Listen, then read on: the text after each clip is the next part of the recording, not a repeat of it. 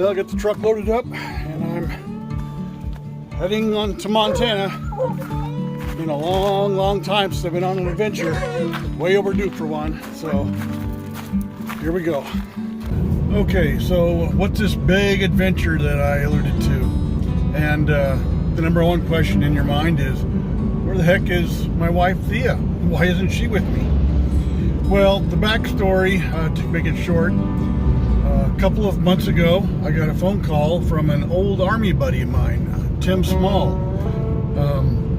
He and I go back 40 years, all the way to when we were in ROTC together in college. And we've stayed in touch over the years, and he recently retired from the Army after a 30-year-long career in Special Forces. And he said, hey, how would you like to go on a river rafting trip with me in Montana?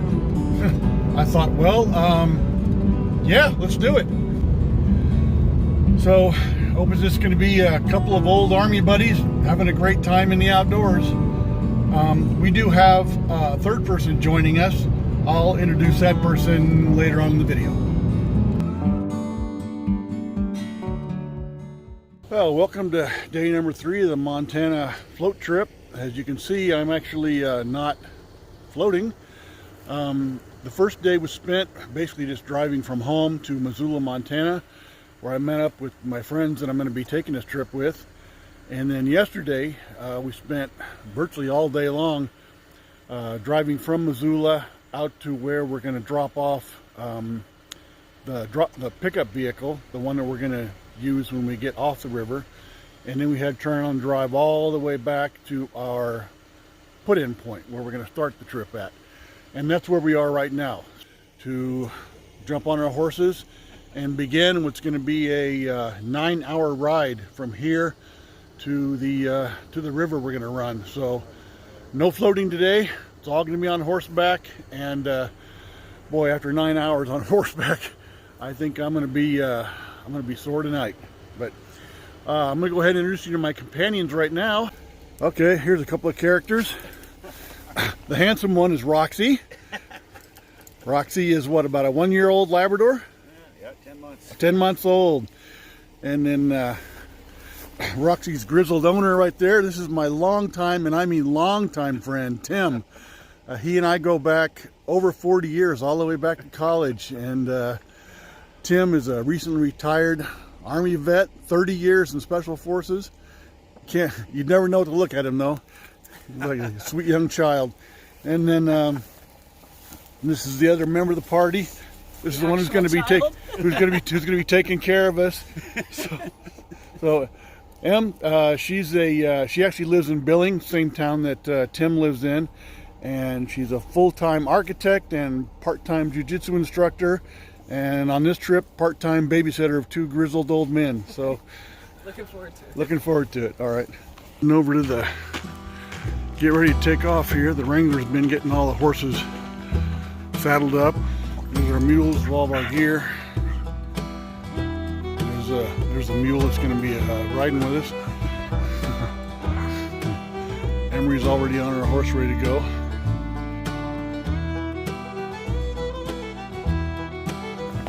About 2 hours into the ride right now, and unexpectedly it started to rain on us.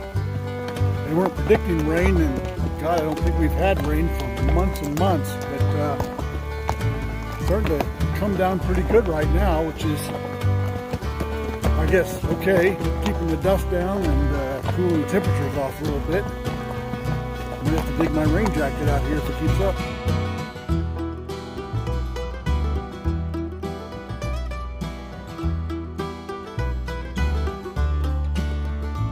Well, we're now going on about hour number 7, and I'm starting to get a bit sore. And it's hotter than hell out here right now, so it's getting my brains baked as well. But I think only about 1 more hour we should be at the river.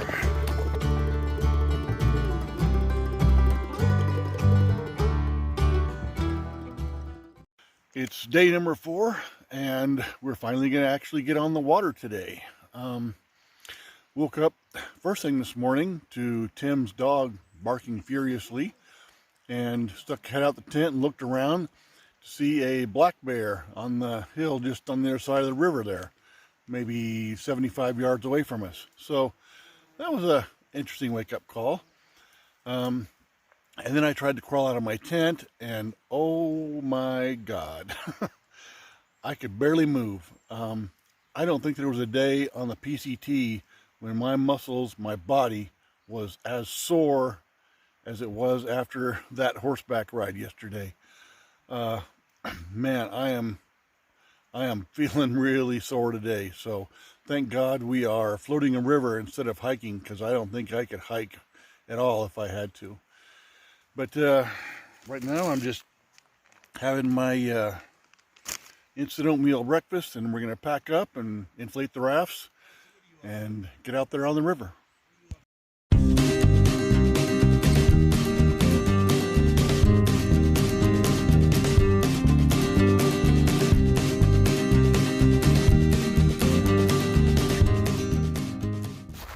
Well, Tim has got the boats all inflated for us here, and now he's working on getting his fly rod all rigged up. But this is the river we're going to be putting into here in a short time. You can see it's actually pretty small right now, but as the further downstream we get, the more feeder streams will come into it, and by the time we get to the end, it'll be a pretty good sized river. But probably since we're inexperienced, it's good that we're starting out here where it's really kind of shallow and narrow, so we can learn without putting our lives at risk. And here are Ken and Emra, ready for the launch. We're calling this the second voyage of the Titanic. The last footage of them alive before going over the rapids. Yes, they have been tested and certified. They can now paddle in flat water. So we're ready to go.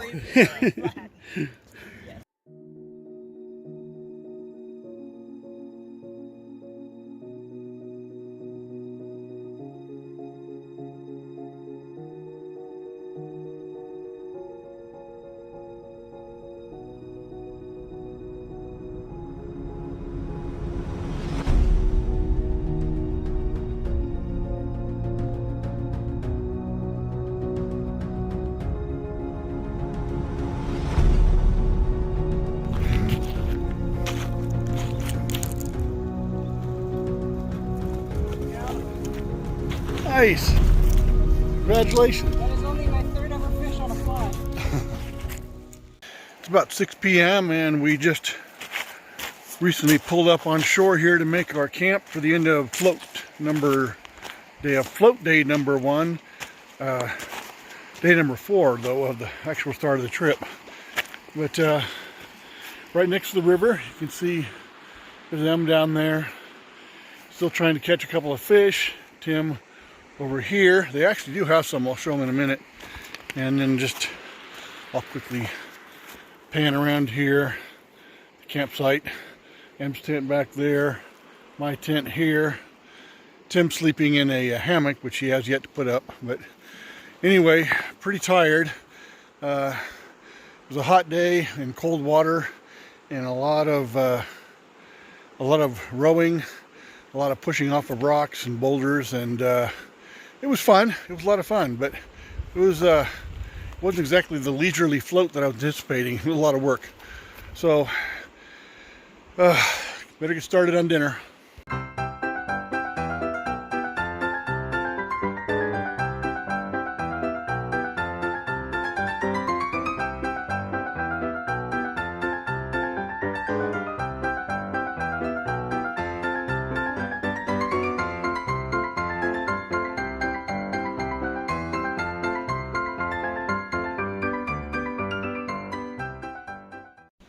This is day 2 on the river. Everybody just got up, eating breakfast right now. If you can look right behind us, you can see a really high bank. That's probably, what would you say, 75 feet maybe? Pretty tall. Yeah. And we didn't realize that until everybody went to bed, but the rocks in there are constantly letting loose and sliding down the hill. And our guard dog Roxy here was convinced that meant that there was a bear charging our camp. So all night long, about every 30 to 45 minutes, she would leap up and start barking her head off at the rocks rolling down the hill right there. So while I felt very well protected last night, I don't think any of us got a decent night's sleep. So, including her. She's, yeah. Are you sleepy? She didn't get any sleep last night. Hi. Okay. Well, we're going to be packing up soon, getting back on the river. It's gotten quite a bit wider since we got on yesterday. There have been a few feeder streams that have come into it, so a little bit wider, a little bit faster, and then the farther we go, the more of a rough river ride we're going to enjoy.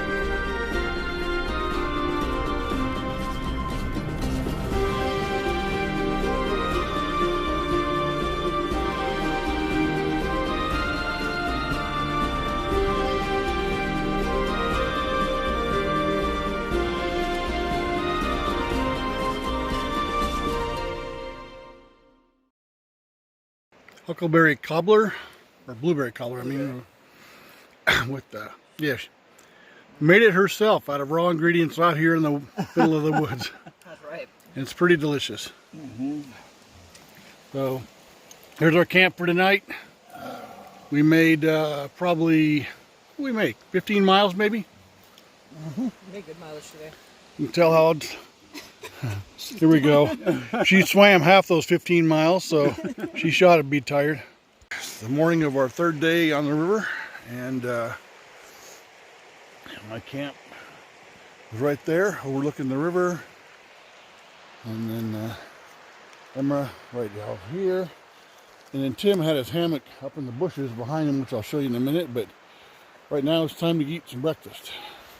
Speaking of breakfast, somebody's excited to have theirs right there. Yum. Check out Tim's heating his water up here in this little portable wood stove. Not something I'd take on a backpacking trip, but it works pretty damn good if you can put it in your raft and pack it around. And a more traditional backpacker here. Got a pot big enough to cook breakfast for all of us, though. No, it's just me. Yeah, just your breakfast. All right, rafts are loaded up, pumped up, getting ready to take off. When I noticed that Tim here has a wounded paddle, making it even more interesting. This is so that's Tim's paddle. You can see that nice short fork. For reference, this is what a good paddle is supposed to look like. Extended rounded end on it. So this makes it a little more challenging. Fun, that's right, fun.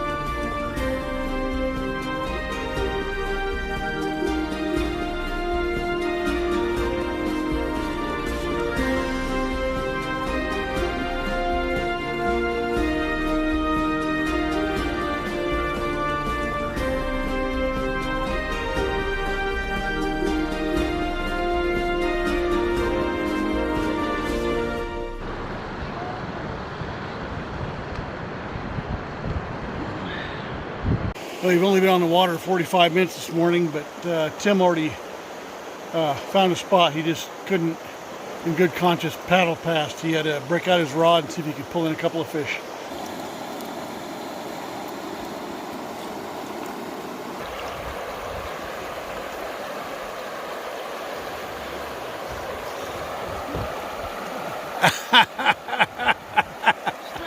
Well,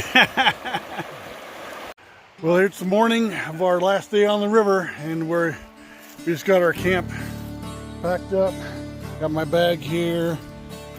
So we've got about a, well, what do we say, about 8 miles of river left to float today, and then we'll be getting out and turning over our gear to the horsepackers. They're going to pack all of our backpacks and these 2 heavy rafts, and we're just going to hike it out the rest of the way to the truck, and then pick up my truck, drive back to the drop-off point. Stop by, pick up huckleberry pie. Oh, huckleberry pie, yeah. We're looking forward to that for the past 3 days. So, oh well, time to get on the river. We're getting the rafts loaded up here for the final assault. I don't think I mentioned it already, but this last stretch of river before we get to our pullout point, there are 2 separate sets of Class 3 rapids in there. I'm not going to try and explain what Class 3 rapids are, other than to say it's definitely going to be the most challenging sections of the river that we've encountered yet. So we may end up getting wet.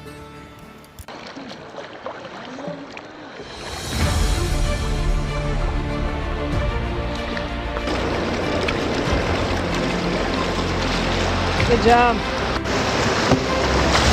All right, I think we want to hit that fast water, or just a little bit more to the left, hit that fast water, and then right or left of that big shelf ahead of us. We're okay. Yeah.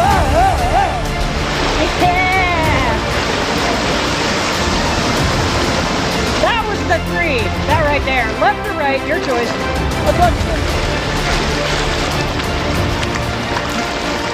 Nicely done, Tim.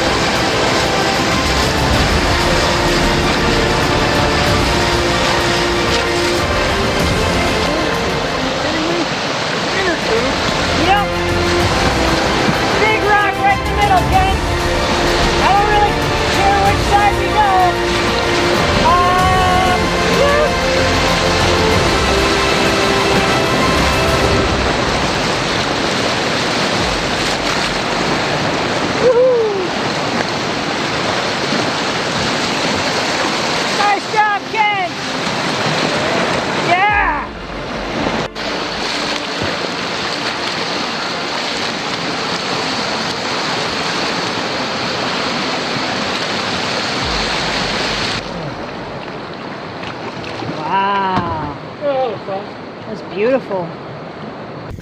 Here's the river channel we just came off of. Super deep. And you look back up that way, you can see how narrow the channel is there. I'm going to try and get up there and film it. Yeah, here's another view from up higher that shows this channel we just ran with the rafts. A couple of kayaks down there, but the video doesn't do it justice. That was very slim. We barely made it through. Well, we have reached the end of our river journey, although we discovered almost too late that we made a huge mistake. We actually overshot what should have been our takeout point. So, but anyway, we did manage to survive it, and we got through a particularly nasty little choke point in the river here, which I'm going to try and film shortly. And there were some kayakers up there that were just astounded to see us coming through there in rafts. and we talked to them, and they told us that we had made a grave mistake and we should get off the river immediately. So that's what we're in the process of doing. We're trying to pack up our rafts, and we're going to have to carry them over land to the trail for quite a ways. But I'm just glad to survive it. Well, here I am hiking through a burned out old forest, surrounded by beautiful fireweed. Got my green osprey pack on my back. It's flashback time to about a year ago today. I was doing this exact same thing. Whew. Oh yeah, and it's about 95 degrees. So yeah, total flashback, and smoky. It's all smoke in the air. Man, it's like I jumped into a time machine. Oh well, still glad to be out here doing it no matter what the conditions.